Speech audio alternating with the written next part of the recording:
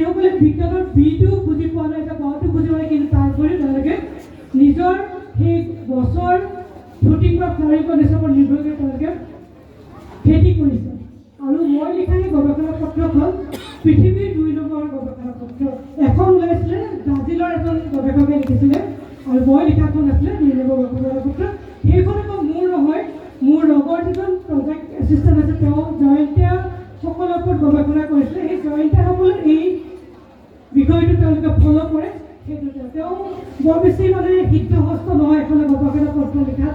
মই সেইকাৰণে লিখি দিলোঁ, সেইকাৰণে মোৰ এতিয়া মনত পৰিছে। আৰু এই বিজ্ঞানবিলাক ক'ত হৈ আছে, কিয়াত বুলি এবিধ সুন্দৰক তেওঁলোকে তৈয়াৰ কৰে। সেই কিয়াতবিলাকোতো বিজ্ঞান। আৰু আমি বিহুৰ সময়ত অসমীয়া যিসকল আছে, আমাৰ অসমীয়া পৰম্পৰা মানি চলা 101টা শাকৰ আমি ভাজি বনাই খাওঁ। সেই গোটেইখিনি গছ আমি খাওঁ যদি তাতো বিজ্ঞান সোমাইছে, গোটেইখিনি মেডিচিনেল বা ঔষধি গুণযুক্ত, হয় নহয়? সেইকাৰণে আৰু এতিয়া তোমালোকে মই মোৰ কথা ক'লোঁ, এতিয়া যিসকল ছাত্ৰ ছাত্ৰীয়ে অংশগ্ৰহণ কৰিছে, মডেল বনাইছে, এক্সট্ৰম স্পীডত অংশ ল'ব, আৰু এটা আছে আমাৰ আইডিয়াবিলাকৰ ওপৰত।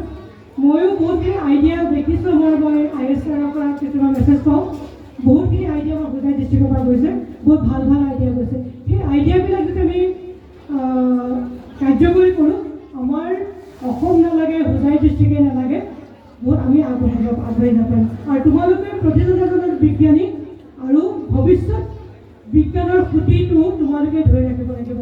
এতিয়া মই তুমি কৈছোঁ, কাৰণ এতিয়া তোমালোকে খুব ধুনীয়াকৈ শালীনতা বজাই ৰাখি সভাত উপস্থিত আছে। সেইকাৰণে মই মোৰ এজন ষ্টুডেণ্ট বুলি মই ভাবি লৈছোঁ। সেইকাৰণে তোমালোকক মই অনুৰোধ কৰিছোঁ, এই যে প্ৰজেক্টবিলাক বনালা, এনেই পেলাই থ'বৰ কাৰণে নহয়। প্ৰজেক্ট বনাইছোঁ, আজিৰ অনুষ্ঠানৰ কাৰণে বনাইছোঁ, পাছত কৰিব। তাৰ ওপৰত মই অধ্যয়ন কৰিম। মই এজনী ছোৱালী লগ পাইছিলোঁ, মেটেকাৰ ওপৰত গৱেষণা। মেটেকা চিনি পোৱা?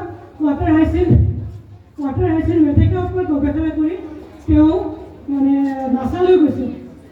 আৰু বাগনলা এবিধ গছ আছে, বাগনলা বহুত মেডিচিনেল, লিচিয়া কুবেবা বুলি কয়, লিচিয়া চেবিফেৰা চাইণ্টিফিক।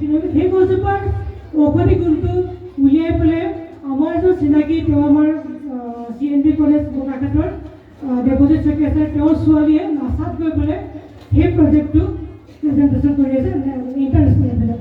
সেইকাৰণে তোমালোকে নাভাবা তোমালোকে প্ৰজেক্টটো বনালে পেলাই দিওঁ, তাৰ ওপৰত আৰু ষ্টাডি কৰিবা, আৰু ফাৰ্ডাৰ ষ্টাডি কৰিবা।